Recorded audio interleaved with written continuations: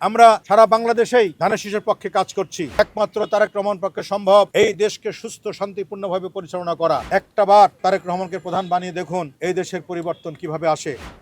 আমরা সকাল থেকে আপনারা জানেন আজকে প্রচার প্রসারণার সর্বশেষ দিন। আগামীকাল সকাল পর্যন্ত প্রচার করা যাবে। বাংলাদেশের সমস্ত শিল্পী, সুরকার, গীতিকার, নাট্যশিল্পী, নৃত্যশিল্পী, অভিনয় শিল্পী, সাংস্কৃতিক মনা সকলেই মাঠে নেমে গেছে। আগামী 12 তারিখ নিয়ে আমাদের ঘুম খাওয়া হারাম হয়ে গেছে। সারা বাংলাদেশের মানুষ আজকে ঐক্যবদ্ধ।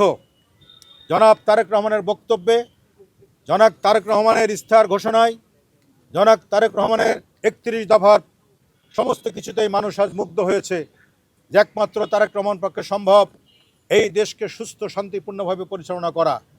এবং তিনি বলেছেন ঐক্যবদ্ধভাবে সবাইকে নিয়ে এই দেশ তিনি পরিচালনা করতে চান, সবার সহযোগিতা তিনি কামনা করেছেন।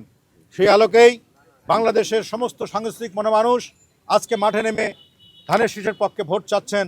সারাদিন ব্যাপী আপনারা জানেন এই নির্বাচন প্রক্রিয়া শুরু হওয়ার থেকে শুরু করেই আমরা সারা বাংলাদেশেই ধানের শীষের পক্ষে কাজ করছি। একজন নায়ক, আপনাদের প্রিয় নায়ক জনাব শাহেদ খান, প্রিয় অভিনেত্রী রিনা খান, একজন রবি চৌধুরী, একজন নায়িকা সিমলা সহ অসংখ্য শিল্পী, সুরকার, গীতিকার এবং সংস্কৃতি মানা লোকজন মাঠে কাজ করছে। শুধু এখানে নয়, খণ্ড খণ্ডভাবে সারা বাংলাদেশে কাজ হচ্ছে। আমি গতকালও ছিলাম যশোরে, আমার মহেশপুর কোটচাঁদপুর এলাকায়, সেখানেও মিটিং করে ভোর 5টায় আমি ঢাকায় এসেছি।